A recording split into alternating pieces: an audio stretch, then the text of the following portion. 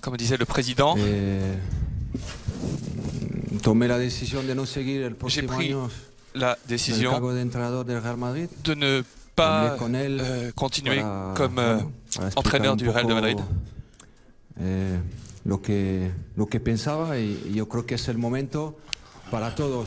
Je suis venu dire à mon président ce que je pensais. Je crois que c'est le moment pour tous, pas seulement pour moi, mais pour l'équipe, pour le club. C'est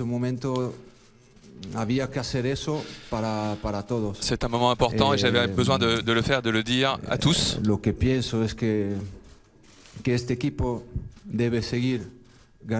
crois que cette équipe doit continuer de gagner et qu'elle a besoin de changements pour continuer à gagner.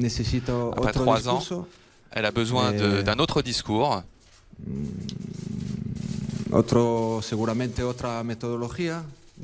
Certainement d'une autre méthodologie de travail. Et j'ai pris cette décision pour cela. J'adore ce club. Je suis reconnaissant au président de m'avoir fait venir jouer dans ce très grand club. Je le remercie à toute ma vie pour cela. Je crois qu'aujourd'hui, pour moi, pour tous, il est nécessaire de changer. C'est la raison pour laquelle de prendre la décision de ne pas continuer l'année prochaine. Bonjour à tous, et les voilà. Zinedine Zidane n'est plus l'entraîneur du Real Madrid. Aujourd'hui, on était supposé parler que de Coupe du Monde, mais on ne peut pas passer sans parler de Zinedine Zidane. Donc, tu es comme d'habitude à ma droite. Lamine Afan, Jacques, bonjour d'être là. Merci à vous. Carlos Avela, merci aussi d'être là. Gadi, Denis Bayo et Antoine Petrov, qui sont là, qui sont de retour également. Donc, Zinedine Zidane, Côte de Madrid, il gagne 3 fois la Ligue des Champions, il part comme ça. Est-ce qu'il part comme un héros, comme une légende, ou il part comme quelqu'un qui a peur de la prochaine étape? Je pense que c'est un très grand homme, une légende du foot. Il a quitté comme un champion en tant que joueur et maintenant il fait comme un entraîneur. Je pense pas qu'il a peur, justement parce qu'il tient en cœur Madrid, qu'il a quitté d'une façon qui veut le protéger, puis qui laisse le président faire un nouveau plan, il ramène un nouveau coach et un nouveau système de jeu. Après, tout mes respects à les gens qui ont passé pour Madrid, puis pour moi Zidane c'est numéro 1. Tout mes respects à Di Stefano, les gens d'avant, parce que je trouve que gagner la Champions League aujourd'hui c'est beaucoup plus dur que la gagner par avant. Ouais, moi, comme Amine Afan, je pense qu'il est comme une légende. On voit Real, il a fait 2 ans et demi au Real de Madrid, 3 fois champion d'Europe, 9 ou 8 coupes en 2 ans et demi. C'est quand même quelque chose. Donc il ne quitte pas comme un peureux, il quitte comme un champion selon moi. Il est parti au bon moment et en partant à ce moment-là, il va rester comme un champion et jamais comme un perdant. Donc c'est bien pour lui. Moi je pense que j'ai rien à reprocher à Zidane. Il a fait beaucoup de choses pour le Real en tant que joueur, en tant qu'entraîneur aussi. Mais j'aurais vraiment aimé qu'il reste pour affronter le challenge de remonter l'équipe, de voir qui va rester, qui va partir, voir sa bonne relation avec Benzema, s'il allait amener un nouveau attaquant, s'il allait garder Benzema. Mais je pense que personnellement, c'est mon hypothèse, que peut-être à cause de relations personnelles, il a voulu quitter. Et j'espère, mais comme je dis, j'ai rien à lui reprocher, mais j'espère qu'il va revenir un jour et encore être champion d'Europe avec le Real Madrid. Donc tu penses que Zidane il peut revenir plus tard être coach de Madrid? Oui, il a dit c'est pas un truc, c'est au revoir. Oh, honnêtement, personnellement, Zidane, si on regarde un peu bien l'équipe de Madrid, les meilleurs joueurs sont un peu âgés. On parle de Cristiano Ronaldo, Karim Benzema même, Luka Modric. Est-ce que c'est Marcelo qui rentre dans la trentaine, Sergio Ramos? Est-ce que c'est un peu une peur de, justement, comme on dit un peu tout sur Eli, est-ce que c'est le bon moment justement qu'il sent que bon, là si je reste 1 ou 2 ans de plus, là ça va plus fonctionner? Est-ce que c'est mieux de partir maintenant, comme ça je me garde ce bon statut? comme décision personnelle, oui, c'est beaucoup mieux de partir maintenant, mais pour le club, ils avaient une stabilité, ils étaient habitués à jouer de la façon de Zidane, ils géraient bien le groupe, puis peut-être que... Je trouve que Zidane aurait été le meilleur placé pour reconstruire l'équipe du Real Madrid, mais peut-être lui, personnellement, il pense pas qu'il est... Moi, je pense qu'il est capable, sans aucun doute, mais peut-être lui, il pense pas qu'il est capable de... Est-ce qu'il allait gagner encore l'année prochaine? L'année passée, je n'aurais pas dit qu'il aurait gagné cette année. Donc, je ne sais pas.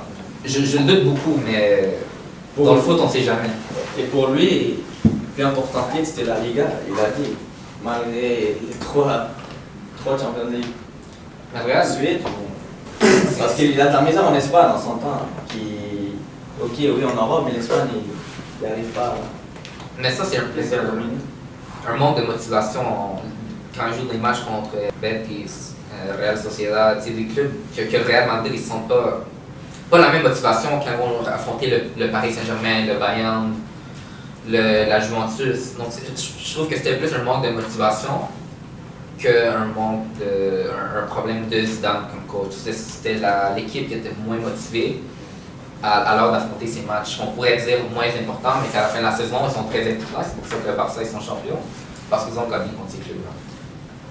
Mais je pense que sa décision était prête après la sortie de la Coupe del Rey, non? Ouais, je crois aussi que c'était prêt parce que gérer des grandes équipes comme ça, comme les Real Madrid et les Barça, c'est quelque chose de... c'est beaucoup de pression dans la tête. Moi, en tant que fan des Barça, je me rappelle Pep Guardiola quand il était là. Il a fait 3 ans Barça, 9 titres, mais après il est parti. Parce que ces équipes-là, ils veulent que tu gagnes tous les titres possibles. Alors Zidane, peut-être qu'il voit que c'est presque impossible de gagner tous les titres possibles quand tu joues contre des grandes équipes comme les Barça et tout ça. Puis on a vu, cette saison, il a eu beaucoup de misère dans la Ligue espagnole. Alors peut-être que ça a un rapport avec le fait que, comme Alexis dit, qu'il a peut-être peur de voir que l'année prochaine, il va peut-être pas gagner. Mais selon moi, je crois qu'il quitte comme un champion quand même. Bon, on est tous d'accord pour dire que là, il part avec un statut légendaire. Moi, ma question que j'ai à vous poser tous ici, on est tous présents, si Madrid ne gagne pas cette 3e Ligue des Champions, est-ce que Zidane va avec le même statut? Je crois que ça aurait été très différent. Parce que justement, il a déjà juste gagné 2, c'était déjà quelque chose.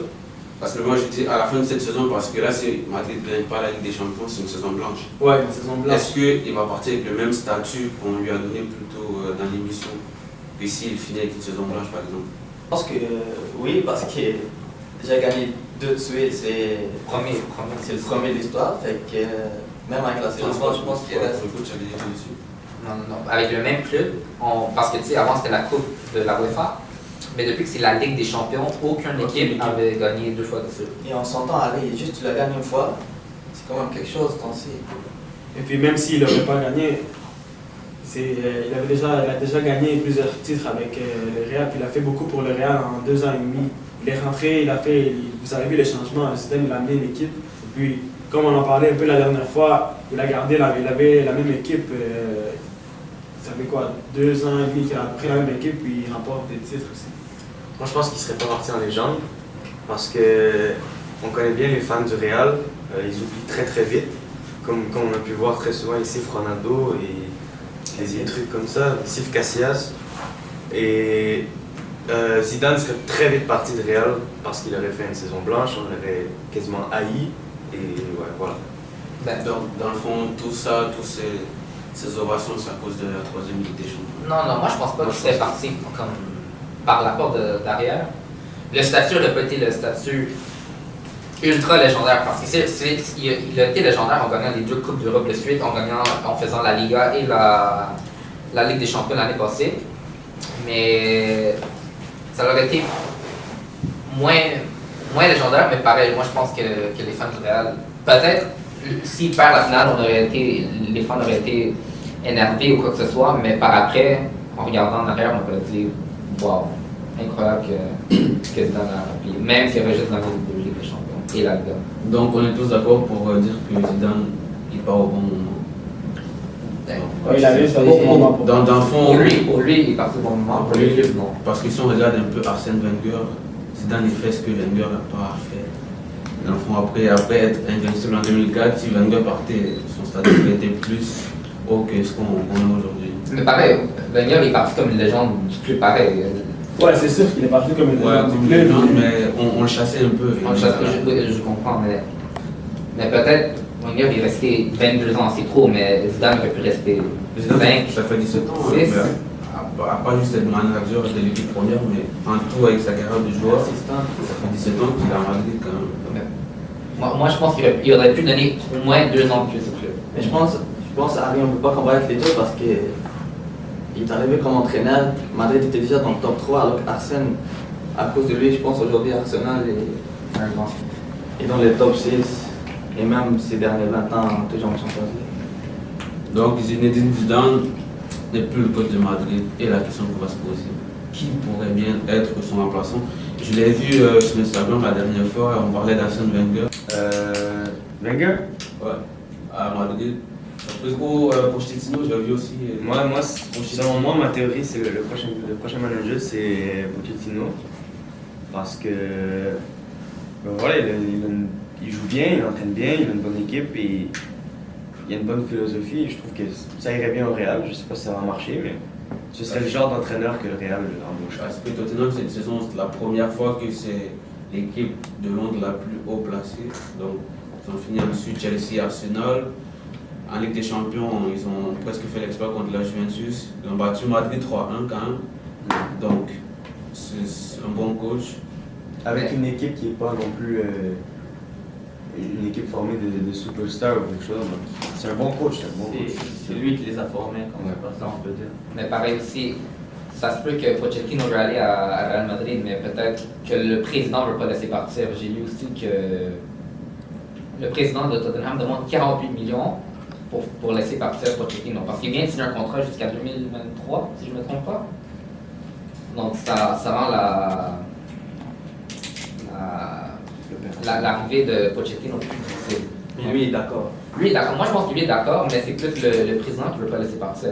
Comme vous avez dit, le club, pour la première fois en plusieurs années, Tottenham c'est le club le plus haut placé à Londres. Pourquoi laisser partir? Et encore plus quand il y a une semaine et demie, il vient de signer un nouveau contrat. Ça ne serait pas Marcel Allegri non plus parce que lui aussi il a signé un nouveau contrat avec la Juventus. Donc de ce côté-là, il n'y a plus de doute. Et le silence va rester pour l'instant et on va voir dans les prochaines semaines. Il y a aussi des rumeurs de flop à Real Madrid. Je sais que c'est très peu probable, mais on ne sait jamais. Luis Enrique. Pardon? Luis Enrique. Non, impossible. Il y a les impossibles. Guardiola impossible, Luis Enrique impossible. Pourquoi c'est impossible Luis Enrique? Parce qu'il a passé par Madrid avant. Mais lui a dit qu'il entraînerait jamais le Real. Je sais que. Moi, je pense que ce ne serait pas un coach avec expérience. Moi, je trouve que ça va être la même histoire que Zidane, puis c'est Guti qui va coach à Madrid. C'est parce qu'il fait bien avec le X9 et il y a une entente avec le président, donc ça se peut que c'est Guti. De toute façon, tout le monde n'est pas Zidane, donc on verra bien. Donc c'est fait pour Zidane. Aujourd'hui, on était supposé parler du Coupe du Monde. Donc du monde, si je vous rappelle, voilà les groupes de cette Coupe du Monde. Aujourd'hui, avec nos invités, on va faire une simulation de cette compétition et à Gatifoot, on va essayer de deviner qui va être le gagnant de la prochaine Coupe du Monde. En commençant, on va débriefer chaque groupe et après qu'on ait fait chaque groupe, on va aller faire la simulation. Donc on va voir qui sont les 2 premiers qui ont passé de chaque groupe. Donc si on commence par le groupe A, avec le pays hôte, Russie, Arabie Saoudite, Égypte et l'Uruguay. Donc ici, on y allait d'ailleurs. Ce que vous allez faire, c'est que vous allez me dire 2 noms. 2 noms. Donc premier, deuxième, et on passe. On va commencer avec Antoine. Pour moi, c'est Russie-Uruguay. Russie-Uruguay. Uruguay parce que c'est le meilleur pays de ce groupe-là en termes de foot. Russie-Uruguay. Et Russie parce que c'est le pays hôte et on commence à connaître un peu le foot, l'UEFA, tout ça, la FIFA, avec les petits arrangements, comme on avait vu en Corée en 2002. Ils se sont rendus en quart de finale avec une équipe exécrable. Donc selon moi, la Russie, ça pourrait très bien, en tant que grand compétiteur, un pays sportif et tout, ça pourrait très bien, avec des petits arrangements, se rendre en 8e. Donc toi, tu donnes dans cet ordre-là, donc Russie premier, Uruguay deuxième. Non, Russie deuxième, Uruguay premier. Uruguay premier, Russie deuxième. Ouais. Selon moi, c'est Uruguay premier, Égypte deuxième. Uruguay. Vous voyez vraiment l'Uruguay passer? Moi, je vais aller Uruguay passer. Uruguay, Égypte. Carlos? Moi, Uruguay, j'aurais dit Égypte, mais comme moi et Anton, on avait discuté hors caméra, Russie deuxième, moi j'aurais dit Égypte, mais à cause, comme Anton a dit, on connaît un peu la FIFA et les arrangements, comme on dit. Et j'ai oublié de mentionner, Mohamed Salah va bien être là dans la liste des 23. C'est pour ça que j'aurais dit Égypte, mais à cause que c'est le pays hôte, moi je dirais que la Russie passe deuxième. Et l'Uruguay premier. Facilement l'Uruguay. Russie. Donc on a deux fois Uruguay aussi dans la trave. Uruguay en premier. C'est un pays qui a plein d'expérience et quand même bon effectif. Et le deuxième, ça serait l'Égypte. L'Égypte deuxième? Ouais, ils ont bien fait la qualification, ils ont bien joué ça, je pense. Honnêtement, moi je ne vois pas l'Uruguay passer parce que leur football, ça ne m'impressionne pas du tout. Et même s'ils ont Cavani, Luis Suarez, j'ai vu leur match de qualification, ça joue comme des U16 honnêtement. Moi je ne les vois pas passer. Et en plus je dis ça parce que si on voit les dernières compétitions, on a vu la Coupe du Monde 2014 où ils passent parce que l'Angleterre et l'Italie sont à leur plus bas niveau. Il faut éliminer par le Costa Rica. Donc, non, éliminé par la Costa Rica, par la Colombie et passe deuxième avec la Costa Rica. Avec le Costa Rica. Moi, je ne vois pas le goût passer. Par contre, moi, je dirais plus Égypte-Arabie. Moi, c'est mais l'Uruguay gagne en jouant mal au foot. L'Uruguay, c'est pas un beau foot, mais il joue mal, mais il gagne. Je sais pas comment. C'est bien qu'est-ce qu'il dit parce que c'est l'expérience. Parmi les groupes, c'est la seule qui a joué le plus de Coupe du Monde et je pense qu'Ari ne peut pas comparer 2014-2018 parce que c'est tellement effectif. Ça, c'est 1 et 2, ils ont quand même passé en deuxième place en qualification. Avec le Brésil, avant la sortie Colombie, il y avait Chili qui n'est même pas là. Comme il a dit, peut-être pas le beau foot qu'on veut regarder, mais c'est l'expérience. Ouais, mais là, on parle de tout le monde, là, tu vois pas, en tout cas. Moi, honnêtement, l'Uruguay, je ne la vois pas. Moi, j'ai une question pour toi. Arabie Saoudite, c'est une jeune équipe, honnêtement, parce que cette équipe-là, ils n'ont rien à perdre. Donc, par contre, l'Uruguay, dans ce groupe-là, on dit, comme vous l'avez déjà, tout le monde va être comme l'Uruguay doit passer. Quelque part, c'est de la pression. Moi, l'Arabie Saoudite, ils n'ont pas de pression, ils arrivent là un peu en clandestin. Et puis moi, j'ai vu quelques matchs de qualification, même si c'est au niveau de l'Asie, on va dire, bon, il n'y a pas des gros pays et tout, mais ils jouent au football, l'Arabie Saoudite. Et au niveau expérience, Coupe du Monde, une grande compétition comme ça? On a vu le Costa Rica en 2014, on a vu le Ghana en 2010. Donc, là-dessus, moi, c'est pas une question d'expérience, c'est une question d'expérience. L'Italie, ils ont gagné la Coupe du Monde en 2006. En 2010, ils se sont fait planter. En 2014, même chose. Puis aujourd'hui, ils ne sont même pas là. Donc, on a beau dire l'expérience, le football évolue selon moi. Puis, moi, je ne vois pas le but passer. Mais puisqu'on va le faire par vote, par nombre de personnes, là, on a Uruguay, Russie et Uruguay, Égypte qui sont à 2-2. Donc, la régie va délibérer. Moi, je pense que la Russie ne passera pas. J'ai confiance en la FIFA, j'ai confiance qu'ils vont faire ça dans les règles du jeu et que l'Égypte va être qualifiée en deuxième et que l'Uruguay passera en premier. L'Uruguay a une bonne équipe. C'est la seule équipe. C'est une bonne équipe vraiment. Seule équipe sud-américaine du groupe. L'équipe joue bien. Moi je mets Uruguay premier, Égypte deuxième, Russie troisième et Arabie Saoudite quatrième. Et c'est ce que je pense qu'il va arriver. D'accord, donc Uruguay et Égypte vont être, selon Gatifoot, les deux premiers de ce groupe. Donc si on y reste, groupe B, on a l'Espagne, Portugal, Maroc et l'Iran. Et l'Espagne qui a eu quelques surprises, notamment avec la non-sélection de Marcos Alonso. De Sergio Roberto, je ne sais pas si c'est vraiment une surprise. Morata également qui n'a pas été là dans ce groupe. Et du côté portugais, Semedo n'y est pas, Gomez non plus. Pas de surprise de ce point-là. Pour moi, Semedo, c'était une surprise. Mais Gomez, non, aucune surprise. Aucune surprise, d'accord. Donc, Espagne, Portugal, Maroc, Iran. On commence par là. Moi, je commence. Oui. Espagne, Maroc. Espagne, Maroc. Ouais. Pourquoi Maroc? Parce que, premièrement, parce que c'est un pays africain.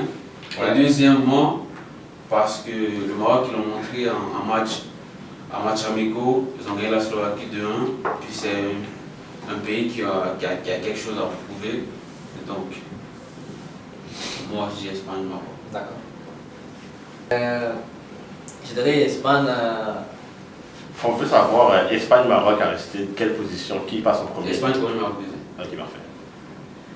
Donc, comme je disais, je pense que l'Espagne en première place, déjà c'est mon favori, je pense que l'Espagne qui va l'emporter.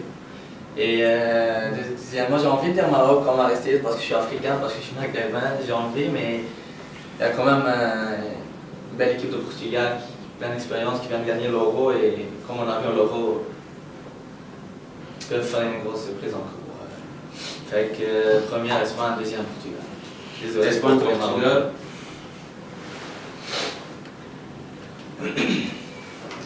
Pour moi, première des classifications de la phase de groupe, c'est Portugal-Espagne. Portugal premier? Non, le premier match, c'est Portugal contre Espagne. Et je pense que c'est Espagne qui va remporter. Alors, Espagne premier, Portugal deuxième. Kadi? Moi, en tant qu'Africain, je supporte toutes les équipes d'Afrique. Mais je crois qu'Espagne premier, Portugal deuxième. Espagne, Portugal. Ouais. Pour moi aussi, c'est Espagne-Portugal, mais selon moi, celui qui va mettre la pression en troisième place, ça va être l'Iran et non le Maroc. Parce que l'Iran est une équipe, c'est une équipe extrêmement forte, bien meilleure que l'Arabie Saoudite selon moi. Ce que tu racontais de l'Arabie Saoudite, pour moi, ça s'applique à l'Iran, qui est une équipe d'Asie qui est peu connue, mais avec beaucoup de joueurs qui jouent en Europe et qui performent et qui sont très bons. Donc selon moi, c'est l'Iran qui va mettre la pression et peut-être qu'il va passer avant le Portugal à la limite. Je suis d'accord avec Antoine parce qu'on parle moins d'Iran, mais on l'a vu en 2014 contre l'Argentine. L'Argentine avec la misère, mais Messi a fini par marquer à la dernière minute. Mais oui, Iran. Moi aussi, je faisais mon classement complet. Moi, c'était Espagne, Maroc, Iran, Portugal. Ouais. Honnêtement. Wow. Honnêtement, très honnêtement. T'as oublié Ronaldo. Ronaldo. Donc, Espagne, Portugal, Iran, Maroc. Maroc, Iran. Non, Maroc, Iran. En France, on est quand même trop. Maroc, Iran? Moi, je dis Maroc, Iran. Maroc, Iran. Donc, c'est fait Espagne, Portugal, Maroc, Iran. Groupe C avec la France, Danemark, Pérou et l'Australie. Cette dernière. C'est le Danemark. On commence par Kadi. Selon moi, France en premier, et puis je dirais Danemark en deuxième. France, Danemark. France, Danemark, noté. Pour moi, c'est France, Pérou. France, Pérou. Danemark, troisième place et Australie, dernier. L'Australie, il faut finir avec 0 points. Voilà. Et pourquoi Pérou? Selon moi, Pérou, c'est une bonne équipe avec le retour de leur buteur, Guerrero, le grand. Il fait peur à tout le monde avec son visage tatoué là. Donc ouais, je trouve que le Pérou c'est une bonne équipe, ils sont largement supérieurs au Danemark. Carlos? Moi, avant, avec la sanction de Paulo Guerrero, j'aurais dit que c'était 3 équipes égales, Australie, Danemark et Pérou, mais maintenant avec le retour de leur capitaine, Paulo Guerrero, c'est France premier et Pérou deuxième. Et moi, c'est Australie dernier et Danemark troisième.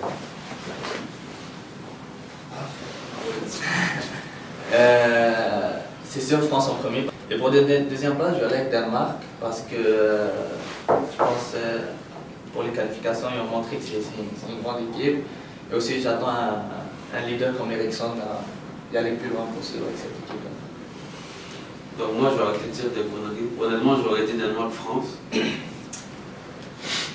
Mais je veux dire France-Danemark parce que voilà, la France, bonne génération, ils ont gagné leurs 2 matchs de amicaux. C'est un groupe qui a l'air d'avoir retrouvé un peu le sourire. Et puis en arrière, tu as le Danemark qui est un pays qu'on connaît un peu moins, peut-être à cause de sa géographie, mais que je regarde leurs matchs, que j'aime bien. Puis je trouve qu'ils ont des bons joueurs, comme Aflati Eriksen qui va amener cette équipe, moi je pense. Et puis Pérou, troisième, Australie dernier. Australie, ils sont tombés dans le mauvais groupe, honnête. Ici, là, ça va cogner un peu. Groupe 2, Argentine, Croatie, Nigeria, Islande. On pourrait dire que c'est le groupe de l'amour, honnêtement. Peut-être, oui. Et je vais commencer par la rose. Ouais, moi? Ouais. Moi? Ok. C'est un groupe très difficile, mais moi je dirais Argentine premier. J'aimerais dire Argentine deuxième, mais je pense qu'avoir Messi à l'équipe, c'est un des meilleurs joueurs du monde et un des meilleurs joueurs de l'histoire. Et deuxième, j'ai vu le match Croatie-Brésil. Croatie m'a impressionné. Le Nigeria m'a déçu contre l'Angleterre. Donc je vais dire Argentine premier, Croatie deuxième. C'est un match amical quand même. C'est avant la Coupe du Monde. Moi je me rappelle en 2014, Cameroun qui fait 2-2 contre l'Allemagne. Et en Coupe du Monde qui... Donc, Argentine-Croatie. Ouais. Argentine au premier, pas de question parce que je veux que Messi pour cette Coupe du Monde. Et Croatie en deuxième place. Croatie deuxième. Même si je pense que Nigeria, ça. C'est entre. Mais je vais aller Croatie. Moi, je vais aller avec Argentine en premier, puis en deuxième, Nigeria. Argentine, Nigeria, Anton. Pour moi, mes favoris à la base, avant les matchs amicaux, c'était Croatie-Nigeria. Mais après avoir regardé les matchs du Nigeria qui étaient complètement nuls, selon moi, ça va être Croatie première place, grâce à leur bonne performance contre le Brésil.